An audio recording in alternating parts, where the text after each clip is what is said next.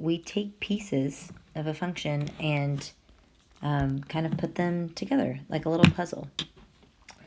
And so, again, there's your definition. Sorry, there we go.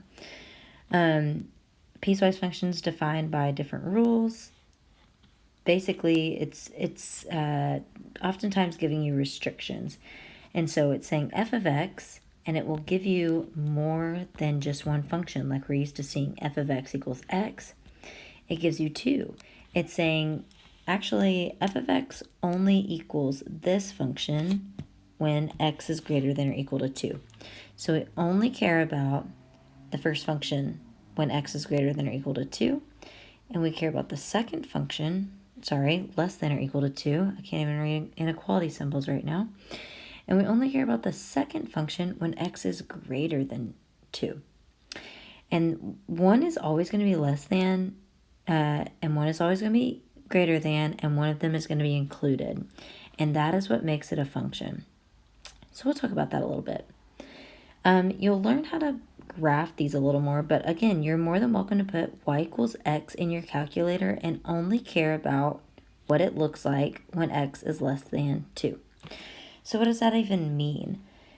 Go ahead and put y equals x in your calculator, and you'll go to the table, and for y equals x, if you need to pause the video, please do. You'll find things like when x is 2, y is 2. When x is 0, y is 0. When x is negative 2, y is negative 2. So that will give us the information that we need to graph this function. And it is a linear function, so it's going to make a line. My lines are not great, sorry. I did fill in this dot at 2. What happens at 2 is really important because that's when the graph changes. But it told us at this function that x was greater than or equal to 2, which meant that this purple graph includes 2. Oh, I didn't mean to do that.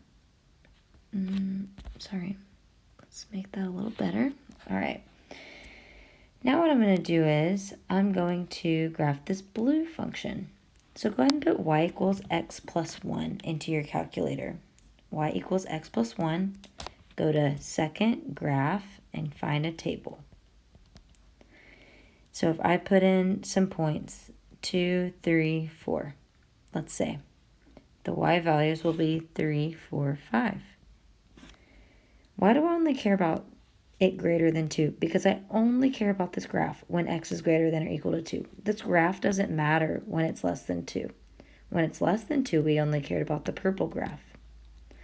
So I only care about when x is greater than 2. So I found all these values, and the point 2, 3 exists on the graph. But I'm going to make that an open circle, because at 2, on this graph, x plus 1, it is not included. It doesn't have that equal to sign in the inequality. Then we've got 3, 4, 4, 5. And this is a linear graph as well.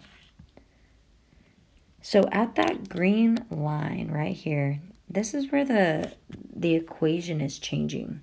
That is what makes it a piecewise function. At a certain spot, it changes. At this one, it'll be 400.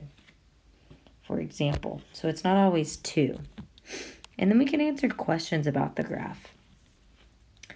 Like the domain. Well, the domain and the range are technically still all real numbers. It doesn't change. Like I'm going and then I continue to go. Even though I kind of go to a new graph, like there's still a point at 2. And then we pick back up at 3. Like, it keeps going forever and ever. So even though it looks kind of weird, it's still all real numbers. Oh, I'll do pencil. There we go, sorry.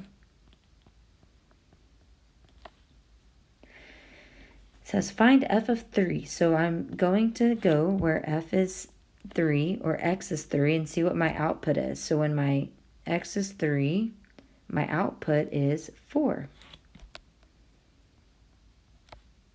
I'm going to pause, or I suggest you pause. See if you can find the other outputs, but I'm going to keep going. So f of negative 1. Go where x is negative 1 and see what my y value is, which is, well, it should be negative 1 if my line was better.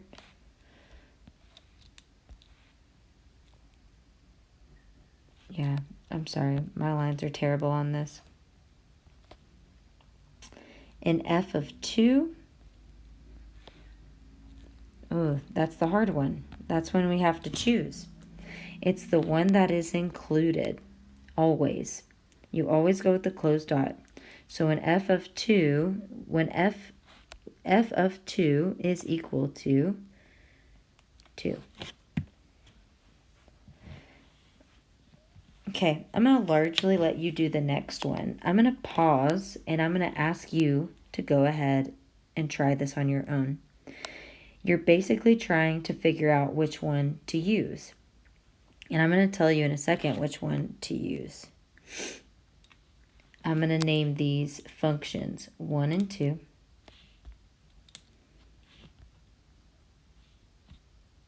Maybe. And when this loads again, because I scared it with whatever I did, you're going to have two different functions, and you want to choose whatever x values go in that range. I might have to combine these videos. 1 second.